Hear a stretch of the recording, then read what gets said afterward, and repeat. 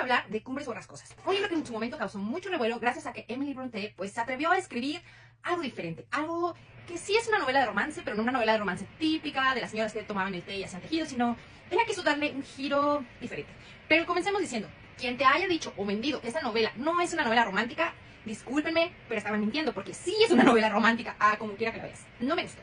Y no me gustó, todo el mundo sabe que no me gustan las novelas románticas, pero no es por una aversión al tema. Sí me gustan los finales felices, pero esta novela le encontré algunas deficiencias. Te voy a decir algunos spoilers. Creo que la novela empezó demasiado bien, muy fuerte. Hay mucho chisme que no quieres perderte, quieres saber qué va a pasar. Todos los personajes, todos son detestables de principio a fin. Entonces, tras ir así en una bola de nieve, en que solamente ves cómo se avientan trastes, se avientan platos, se dicen groserías y todo, llega un momento en que tú como lector estás abrumadísimo. Porque digo, a mí me encanta el terror y me encantan estas cosas góticas, pero señora, denme un respiro.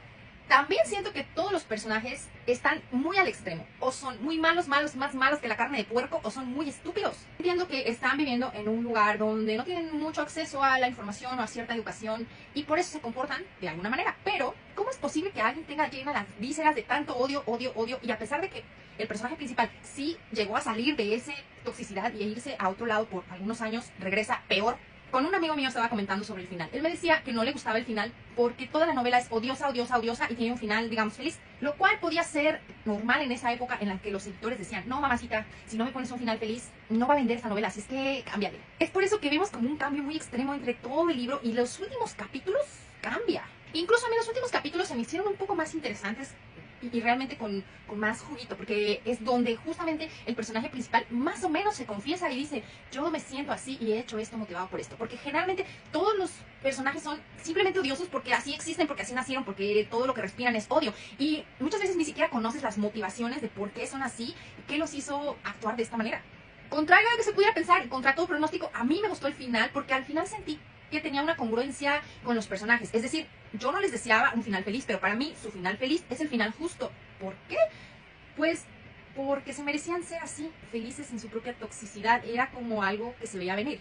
Al final de cuentas, si no amas a las personas que están a tu alrededor, o sea, ¿de quién te ibas a enamorar? ¿De una vaca? Entonces creo que todos terminaron siendo felices revolcándose en su propia, ya saben. Quiero decir, por último, que para nada de mérito a la autora. Es decir, fue algo muy atrevido hacer lo que ella hizo en esa época, escribir una novela que incluso quiso meter ahí fantasmas, aunque no está muy sólida esa parte, pero sí, la verdad, tiene su mérito, está bien escrito.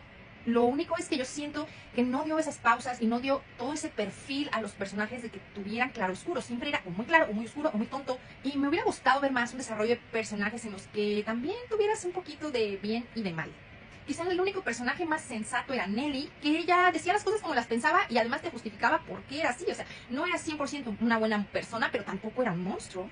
En fin, es mi opinión muy personal. En esta cuenta yo solo doy mi opinión personal y de verdad me hubiera gustado tener otro sabor de boca después de haber leído Cumbres Borrascosas, porque era una novela que tanto me estaban recomendando, que tanto estaban deseando ojear, y lo único que pasó es que yo lo estaba leyendo muy rápido porque de verdad ya quería que esta tortura terminara. Tanto para mí como para los personajes. Era como, ¿por qué? O sea, ni Charles Dickens se atrevió a tanto. En fin, Emily Brontë siempre va a ser una grande, eso me queda muy claro, pero creo que pudo haber hecho mucho mejores cosas con este libro. ¿Tú qué opinas?